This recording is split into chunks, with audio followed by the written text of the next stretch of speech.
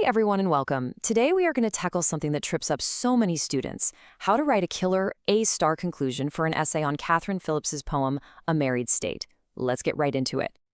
So picture this. You've just spent ages crafting this brilliant essay. Your analysis is sharp, your quotes are perfect, your argument is rock solid. And then you get to the conclusion, and it just fizzles. It feels less like a mic drop and more like you just ran out of steam. If that sounds painfully familiar, you're in exactly the right place. Okay, have a look at this. This is a pretty typical C-grade conclusion. It says, in conclusion, Katherine Phillips shows she hates marriage. Husbands are annoying and childbirth is painful, and so on. Now, it's not wrong exactly. The ideas are there, but it feels kind of flat, doesn't it? It's just a list of things we already know from the essay. There's no spark, no real analysis happening here. And that, right there, is the big problem. This is a summary, not a synthesis. It's just repeating the points without weaving them together to create a bigger picture. A top-grade conclusion does something way more powerful. It connects all the dots, and crucially, it explains why those connected dots even matter. So, what's the secret sauce for an A-star? It's all about a mental shift. You need to stop asking yourself, okay, what did I just say? And start answering the one question your reader is silently asking. So what? Why should I care? Why was this poem important? Answering that question is what's going to get you the top marks. To help you nail that "so what" question every single time, I've got a simple but really powerful framework for you. The 3 C's: confirm, combine, and contextualize. This is basically your roadmap. Let's break down what each of these means. First up, confirm the verdict. Now, this isn't just about repeating your main point. It's about delivering your final judgment with absolute precision and power.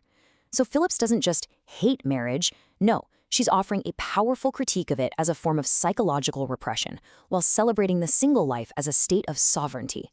See that language?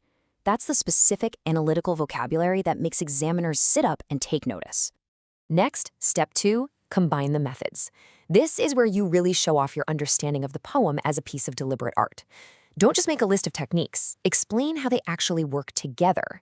For example, think about how Phillips uses this really strict logical form, these rhyming couplets, to talk about the totally chaotic and painful imagery of cries and pangs. It's that incredible contrast between the calm structure and the raw emotion inside it that makes her argument so, vivid. And finally, we get to the most important C of all: contextualize the rebellion. This is your big "so what" moment. Why was this poem so incredibly gutsy? Well, you have to remember, this was the 17th century. Under laws like coverture, a married woman basically ceased to exist as a legal person. So for Phillips to write this, it wasn't just an opinion, it was a radical, rebellious act of self-determination. Okay, so we've got the 3 C's framework down. Theory's great, but let's see what this looks like in practice. We're going to put that C-grade summary right next to a new A-star synthesis, and you can see the difference for yourself. Wow. I mean, just look at that. It's night and day, right? On the left, you've got a simple shopping list of ideas.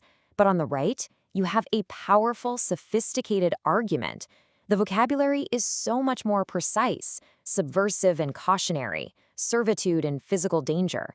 This immediately screams high-level analysis. So let's break down exactly how it uses our 3 C's. First, it absolutely confirms the verdict. Instead of the simple hates marriage, it gives us this really nuanced judgment, a subversive and cautionary attitude. And it doesn't just say marriage is annoying, it defines the reality Phillips reveals as one of servitude and physical danger. It's sharp, it's focused, and it's deeply analytical. Then it moves on to combine the methods. See how it connects the disciplined structure of rhyming couplets directly to its effect. It elevates her critique from a personal complaint to a reasoned, logical argument. It's not just a poem. The form itself turns her feelings into a serious philosophical statement. That's synthesis. And finally, it nails the landing by contextualizing the rebellion. It brings in specific historical knowledge like coverture and uses these powerful analytical phrases like performative deceit and female autonomy. This is what proves to the examiner that you get the big picture, why this poem truly mattered in its time. This is the "so what," answered with total confidence. All right, you've seen the before and after, you get the 3 C's framework. Now let's put together a super practical toolkit that you can use for your own essays starting right now. Here you go, your personal A-star checklist. Before you finish your next conclusion, just run through these 4 questions in your head. 1. Am I using sophisticated concept vocabulary, words like autonomy or subversion? 2. Did I connect how the poem is built, its form, to what it's trying to say? 3. Did I actually explain how she makes her point vividly, maybe by talking about those contrasts we mentioned?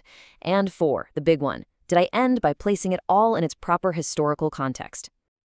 You know, the difference between a pretty good essay and a truly great one often comes down to those final 100 words.